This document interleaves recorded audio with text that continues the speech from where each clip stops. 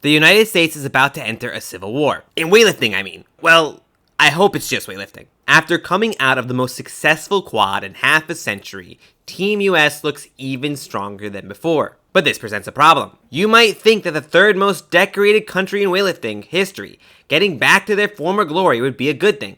And for us fans it is. But for the athletes trying to qualify, it may be harder than ever before, and one with the most stakes. See, if you aren't following the Olympics, the United States, Los Angeles, is hosting the Olympics in 2028. Any US team member will want to work their ass off in order to qualify for the Olympics. That'll be happening in their home country. The ideal of getting a medal is great, but getting one inside of your own country is even better. The problem is that there's a lot of good up-and-coming talent from the US. Like, a lot.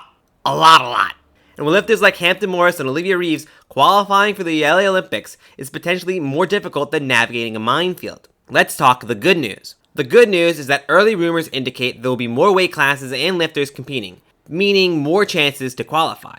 The other good news is that there may be some turnover within the current US team roster. Veterans of the team like Jordan De La Cruz, Kate Vibert, Taylor Wilkins, Kane Wilkes, and the most followed person on Instagram, Wes Kitts, and potentially Maddie Rogers, have already or most likely will be retiring during the squad. Did I mention host spots? There is a guarantee that even if some of the men and women competing cannot qualify via conventional means, they can still qualify via host spots, the spots you get when hosting the Olympics. They don't have to be the best, just the best in their nation. But let's talk the bad news. Bad news is USA Weightlifting doesn't seem like it's doing well financially. After an expensive quad where dozens of lifters and their coaches were sent across the world to piss in cups, they seem like they're strapped for cash. As such, they may reduce the amount of stipend money for each athlete from piss-all money to literally destitute money. This may deter some of the athletes who are up and coming from even trying in the first place. USA Weightlifting may not be the most corrupt entity in weightlifting, but they may be one of the most incompetent for sure. Now let me get to the bad news you've probably all been waiting for, the competition itself. The men's team is still weaker than the women's team, and while Hampton Morris is the most successful male US weightlifter in 60 years, there may be some competition. Hampton Morris's biggest rival this quad is none other than Gabriel Chum. The 2023 Junior World Champion competes directly with Hampton Morris, and is starting to put up some crazy numbers. 130 kilo snatches, 160 kilo clean and jerks.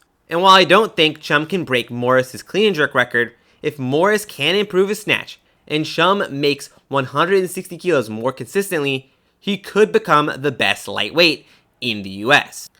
The 73 kilo class this past quad was a competition between Caden Cahoy and Ryan Grimsland, of which will not change. Cahoy is still a junior, while Grimsland is just 3 years older, both of which I have confirmed are going to make attempts. With more progress from both lifters, this can prove to be a very difficult battle for them. From here, the men's team gets a bit more fragmented. Unfortunately for weightlifting, most men who are bigger end up going into sports like football and basketball.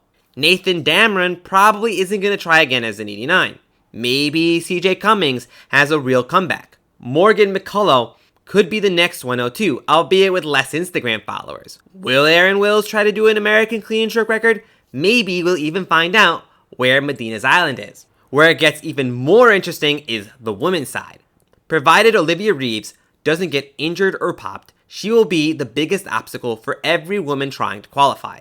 At the rate of progress she is still making, it's unlikely she won't get selected again, so the rest have to fight for the remaining spots. Bella Mia Rodriguez may not seem like the strongest currently, but she may be in the best position to get selected. If she can improve her numbers to what Jordan De La Cruz was putting up, who, by the way, they are coached by the same person, she has a great shot at getting selected.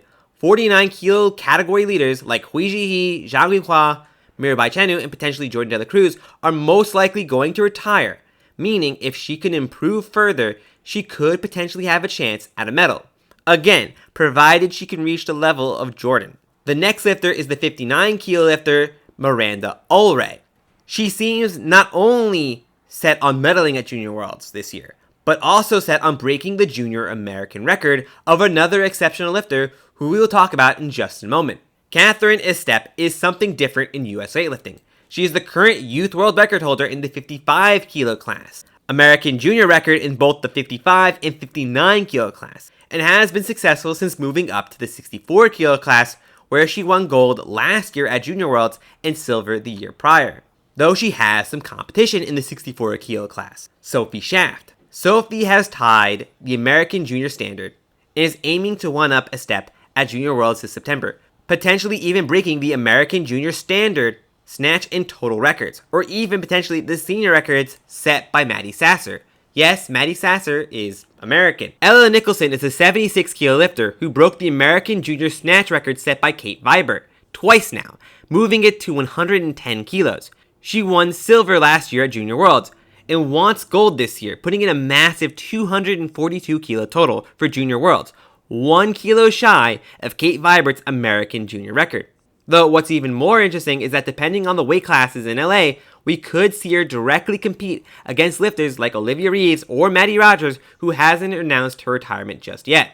With the current rumors, it seems at most the US is probably going to get 4 to 6 host spots, with the possibility of maxing out at 8 lifters, 4 male, 4 female. It's unlikely they will max out their male roster, but have a very good chance of maxing out their female roster like they did in 2024. There are at least 7 ladies I have talked about here, and only 4 spots. These lifters will have to contend not only with qualifying, but being the top 4 in their country.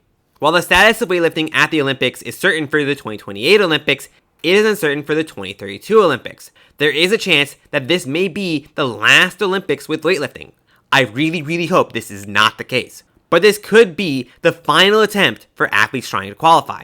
With that in mind, and the fact that it's even more important for anyone who is anyone in USA weightlifting to make a bid, there are people, and there will be people, that I haven't even talked about, or don't even know, who will probably try to make a bid. Each successive Olympics seems to bring the US medals. In 2016, bronze. In 2020, silver. In 2024, gold. This is the longest streak of gaining medals since 1968, and it may just be getting started. The US team is improving. Their junior lifters seem to be stronger than even some of their senior lifters. With this rate of progress, Team US may not be the most dominant in the future, but they will be a force to be reckoned with. The battle to be the best weightlifter in the US is about to start. If you want to see this as it unfolds over the next quad, I recommend you tune in to Junior Worlds this September 19th through the 27th. You can watch it live with commentary on weightliftinghouse.tv. Thank you and have a great day.